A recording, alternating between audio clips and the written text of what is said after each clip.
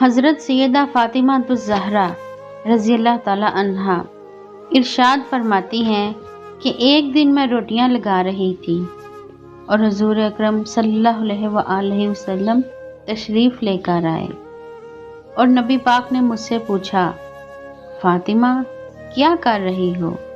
میں نے عرض کی، یا رسول اللہ میں روٹیاں لگا رہی ہوں۔